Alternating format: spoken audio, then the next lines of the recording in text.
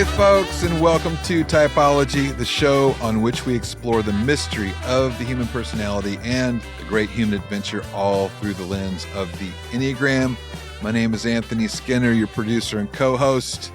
So last week, Ian and I took some time to talk about how the Enneagram can be a helpful tool in therapy. As we were really getting into the conversation, we decided to break it into two parts. So this week, we're bringing you part two, which focuses more specifically on therapists, how they can use the Enneagram with clients, and what to watch out for. We'd love to hear your feedback after you listen, so hit us up on Instagram with your comments. So glad that you're here. Hey, that's it for me, Anthony Skinner. And now, without any further ado, here is the man of the hour, Ian Cron.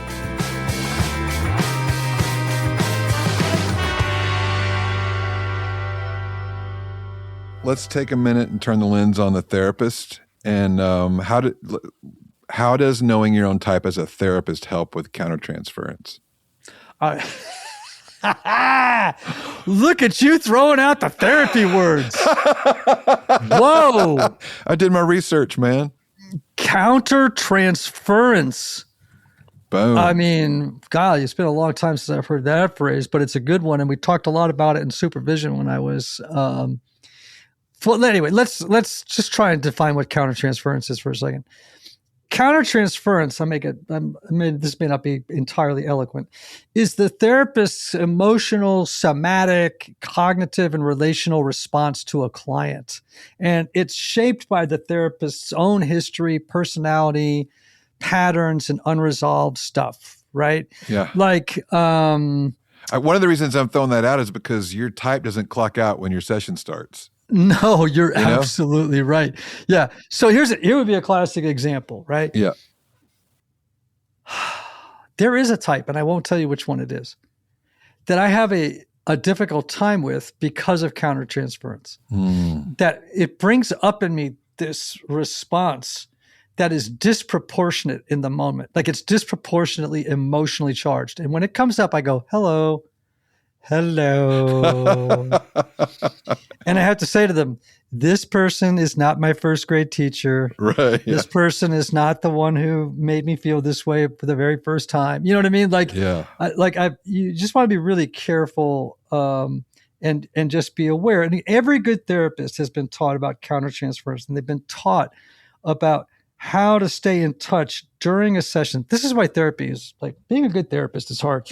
In the moment, as you're with a client, you're noticing what's coming up in my own body, what's coming up in my own feeling space.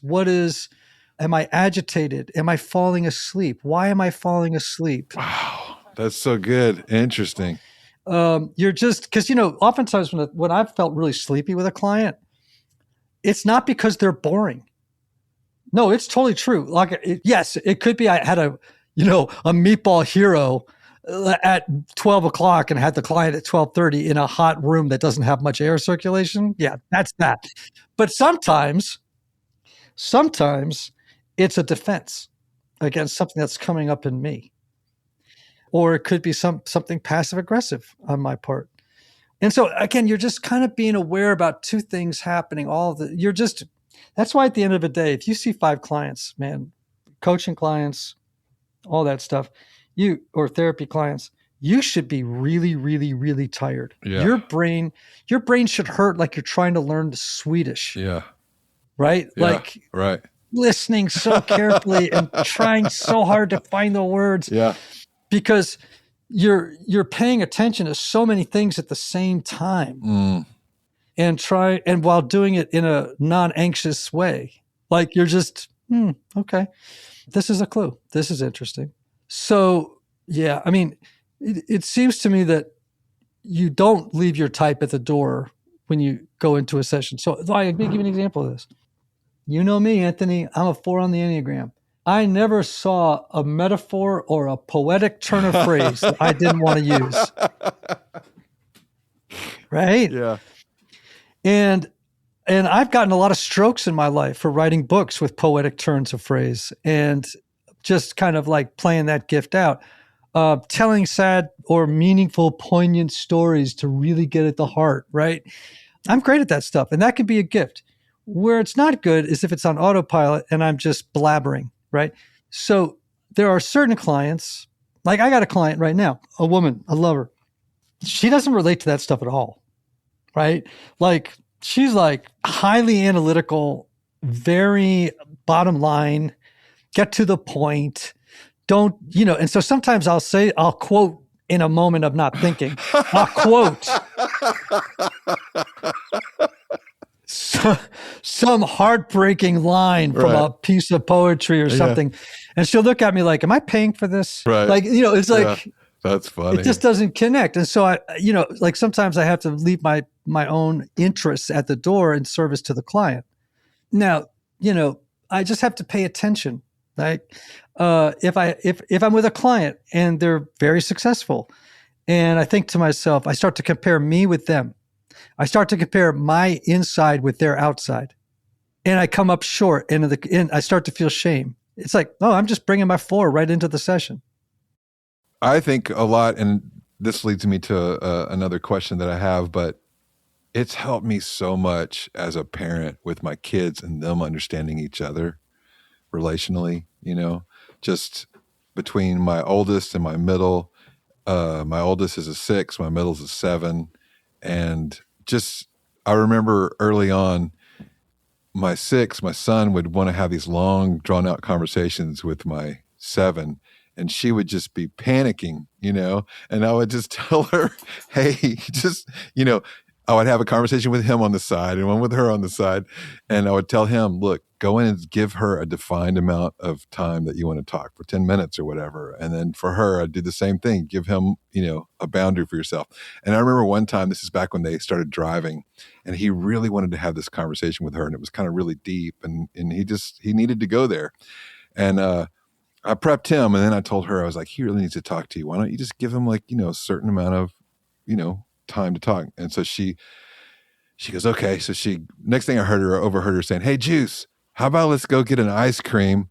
And on the way there, it takes 15 minutes to get there. You can talk about anything you want to, but once we get there, it's a party. And that's it. And he's like, done deal, but just the idea that they know their types, they know their tendencies, and it helped them relate to each other, which I'm throwing all that out to lead to my next question. So can I just make a comment there? So what the Enneagram gives you is a heightened, what we might call systemic awareness. Yeah. So you realize, okay, I am in a system of relationships. Yeah. And so I am a 6, my brother is a 7, and my dad is a 4. Right. My mom is a 4. My other, sibling is and you become aware that you're in a system. And the system, each of the members of the system has their own kind of core fears, their own kind of core motivations. They have their own kind of patterns, and you just become smarter. Like you're no longer kind of like swimming around in this kind of vague pool. Like you're getting some clarity. Now, the other cool thing when you're doing therapy, by the way, is there's like systemic awareness takes another level, because I also realize sometimes when I'm working with a coaching client or with a client, we're not the only 2 people in the room. Exactly. Their parents are in their parents are in the room. The person who maybe abused them is in the room. Their idealized self is in the room. The parent may be more present in the room than the client. Oh, I have many times. Well, this happened to me as a pastor. One time a woman came into my office and she tore me a new one right in the office. And I mean, it was like disproportionate, like red and like crazy. And I was able to stand back from her and I said, who else is in the room right now? Because right now you are not talking to me. You are talking to someone I represent to you, but you're not actually talking to me. And she broke down and said, she was able to make this connection. Oh, actually, I'm saying to you what I always wanted to say to my father. Like right now, so what had she done? Transference, right? She now is I'm the dad, right? Now, I let her go on for quite some time before I stopped it, right? Because I wasn't taking it personally. It was like, okay, this doesn't have to do with me. That pretty early on, I was like, okay, this ain't me she's talking to. And so actually, it was actually really informative. I was able to sit and listen like a good therapist does and go, that's interesting. That's interesting. Oh, I see. And then at the end, I was able to say, gee, I wonder who you're really talking to right now. Because what you're describing isn't true of our interactions. And the things that you're saying about me are not true, but I believe they're true about somebody. And I think you're talking about this person. Right. When you have moments like that, they don't happen in every session, but well, actually they do at some level, but sometimes it's not as hot as that. It's not as obvious, and the breakthrough isn't that fast. So let's keep talking about relational dynamics but move to couples. Couples seem to grab this language pretty fast. Yes. And so how do therapists use the Enneagram in a relational context without turning it into like the shorthand for blame? You're so this, you're so that, or that's just your type. Yeah. Well, I mean, part of that is just psychoeducation, right? It's telling the client what the Enneagram is for, how it's supposed to be used in an ethical and kind way. I have a coaching client, and their partner is not particularly as emotionally intelligent. They're actually not even closely as emotionally intelligent as my client. And they are kind of rigid and angry, and they use my client's type as a cudgel, like beating them over the head. Well, you're just being such a 3, And of course, that in couples work, that is like the last thing that you want to have happen, right? You don't want your clients using the Enneagram as an excuse. You don't want them to use it as a police baton. You want them to actually treat it with curiosity. And curiosity is such a wonderful trait. When you meet someone who's genuinely curious, they ask a lot of questions. They sit and they don't just blurb, shoot from the lip. They're listening and they're curious. Oh, tell me more. So you want them to hold on to that thing I said earlier, which is, oh, I love my partner. My intuition is in touch with their core. And I recognize that these patterns on the outside are just, as with me, are just habitual ways of being in the world that are not very useful at times. And I just, I want to be here for my partner as they explore that, and be patient as they need to be patient with me.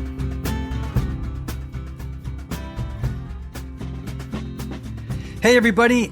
I want to speak especially to my friends who are Enneagram 9 peacemakers right now. If you're an Enneagram 9, you likely know the quiet art of disappearing.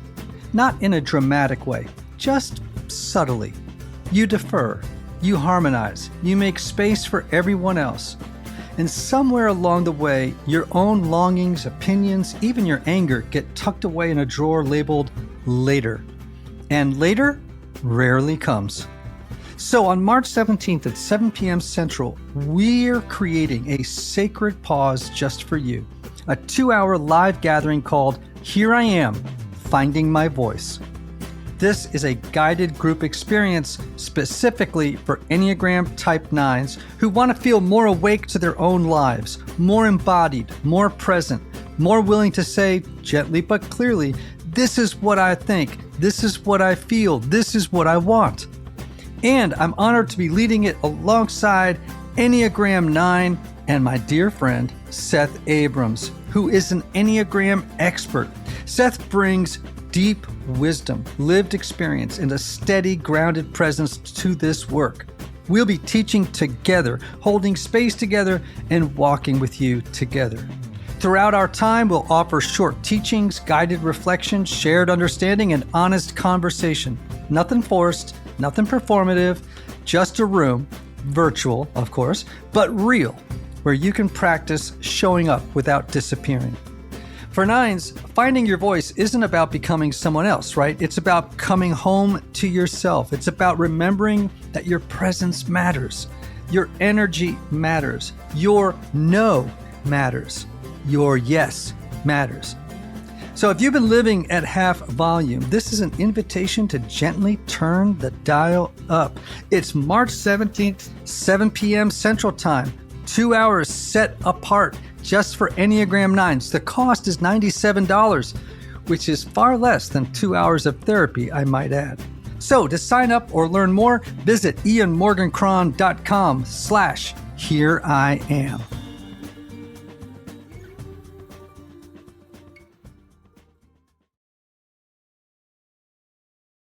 One of the things no one tells you in grad school, for every therapy hour, there's an invisible hour. When I was practicing, I loved the work in the room, but the admin before and after, that was the part that quietly drained me. Notes at night, chasing claims, juggling platforms that didn't talk to each other. Simple practice would have changed that. It's an all-in-one EHR made specifically for therapists, HIPAA compliant, high trust certified, and it brings scheduling, billing, insurance claims, and client messaging together in one place. Automated reminders reduce no-shows. Note templates speed up documentation. And if you're navigating insurance panels, they offer credentialing services that take that massive lift off your plate. Listen, you became a therapist to help people heal, not to become a part-time billing specialist. So if you're ready to simplify the business side of your practice, this is a great time to try Simple Practice. Start with a 7-day free trial, then get 50% off your first 3 months. Just go to simplepractice.com. Again, that's simplepractice.com.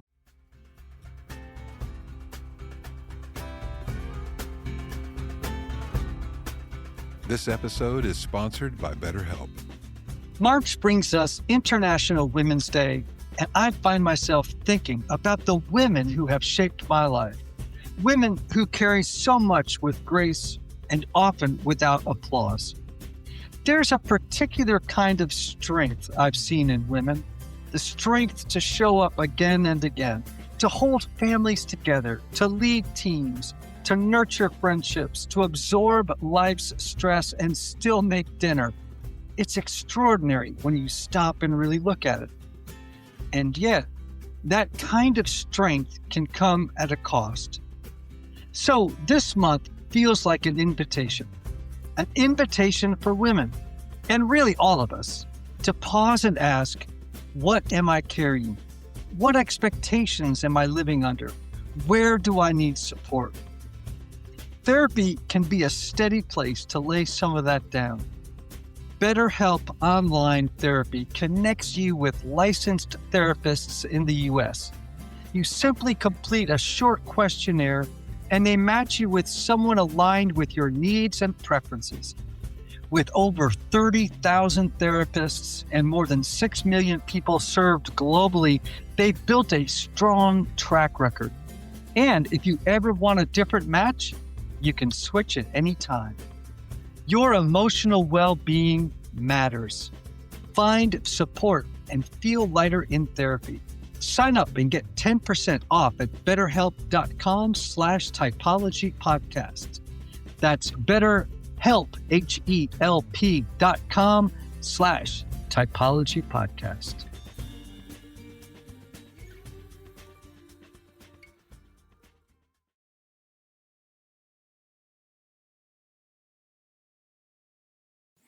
I have two things I like to say. One is, if it increases compassion, it's working. If it increases contempt, it's not. Yeah. And by the way, the research on contempt is very compelling. Like, I can't remember exactly what it is, but when contempt is present in a marriage relationship, the likelihood of divorce is something like 60 or 80%. So if you've reached contempt, and you can sometimes spot contempt, like when one person is talking, the partner is just looking off and not engaged. They're just looking away, looking around the room, staring at one point, as if to say, I got to sit through this again. That's that kind of contempt. When you start to spot that, there's some problems that may be very difficult to overcome, because once you dip into contempt, it's kind of a death sentence. Gosh. Another little thing I like to say is hold the map, meaning the framework, loosely, but hold the person wholly. Oh, say that again, Mr. Smarty Pants. Hold the map, the framework of the Enneagram, loosely, but hold the person wholly. Yes. And, it's a little bit like what C.S. Lewis talks about, right? Like, there's no such thing as mere mortals. And we forget this because we deal with people every day as if they're flat surfaces. Oh, you're just the cashier, or you're just the Uber driver. or you're just my partner. And it's a flat surface, right? And these people are utilitarian. They either help us get to the next thing or they block us, right? And then we get annoyed, whatever the case may be. Instead of thinking to ourselves every morning, everyone I meet today is more than a mere mortal. They are a little lower than the angels. Oh, that's beautiful. And everyone I meet is a story on wheels, filled with beauty and trauma and depth and goodness and not goodness, right? And just to remember that we are holding these vessels when we're interacting with them. I love that. Wow. Hard to remember because, it requires burning a lot of calories to see the day that way. Yeah. So for our therapists who are thinking, okay, I want to integrate this responsibly, what are some things that you recommend? Yeah. Well, a couple of things. First off, as you know, I oftentimes say this, right? It's important that you do your own work first, right?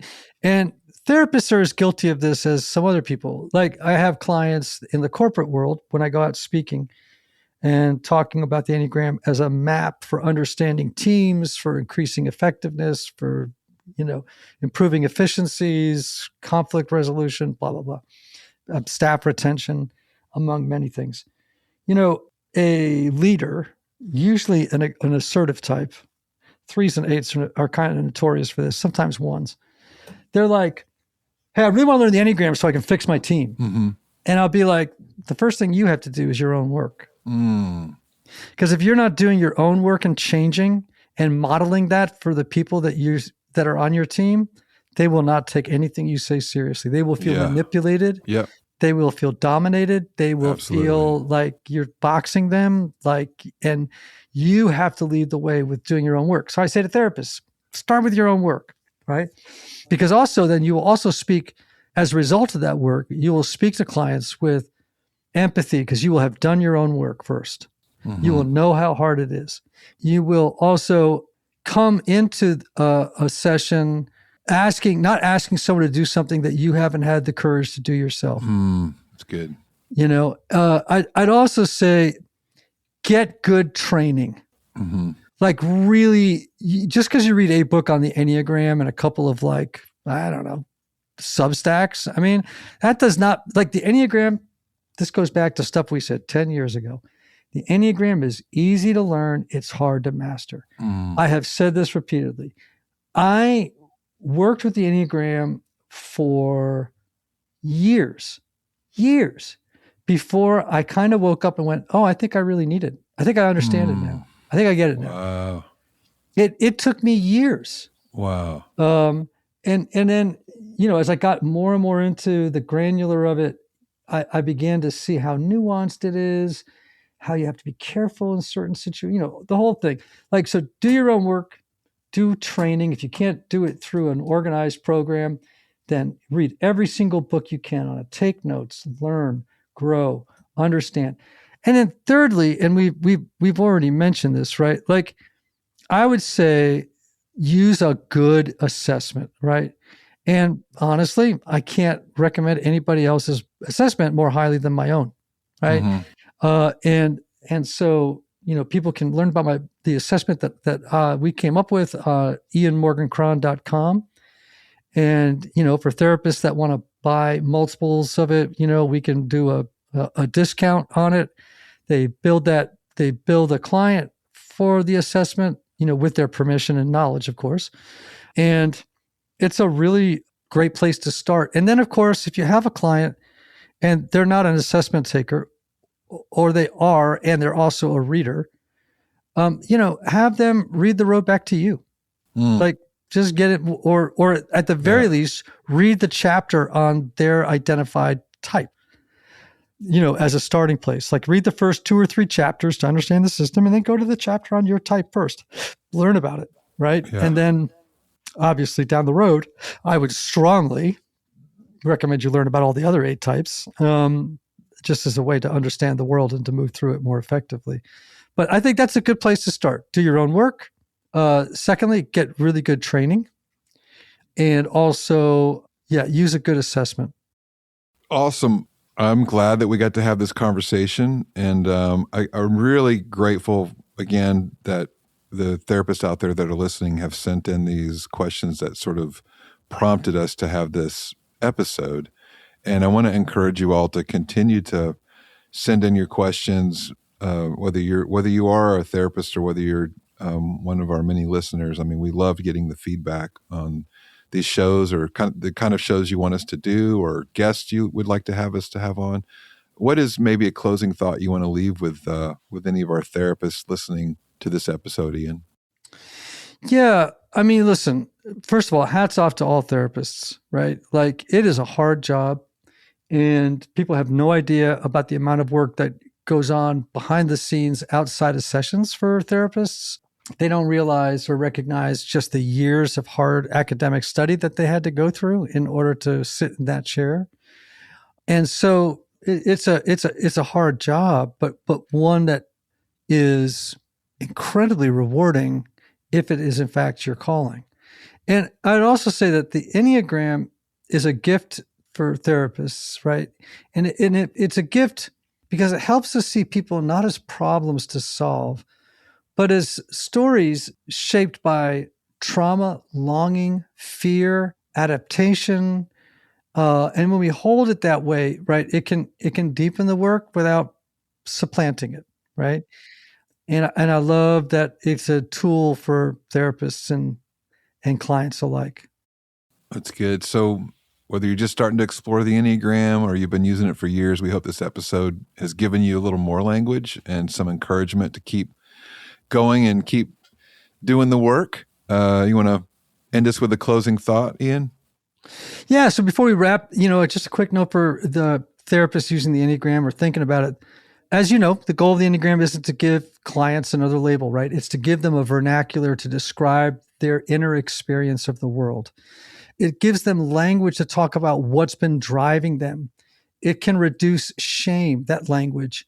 It can help them see their patterns not as pathologies, but as a once brilliant survival strategy that may no longer be serving them in adulthood, right? It can help them get in touch and become aware with that core, authentic Christ self that you and I might talk about, right? That hidden wholeness that Merton talks about, that we all possess inside, that is obscured oftentimes because of personality. And that's why, and again, I'm going to make a pitch for it and shamelessly so, because I believe in it, that why I created the typology Enneagram assessment, right? It helps people find their type, to open a conversation about it, and builds emotional intelligence, clinical wisdom, care, clarity, right? So folks can go over to my website, ianmorgancron.com, and right now you can download the free therapist discussion and reflection guide, right? It's a very practical, therapist-friendly resource to help folks integrate the assessment into their work in a way that supports insight, healing, and transformation. So it's no hype. It's just a solid tool in service of the good work you're already doing. Because when the Enneagram is used well, it doesn't replace therapy. It just really deepens it. Hey, everybody. May you have love. May you have joy. May you have peace. May you have healing. May you have rest. Until next time.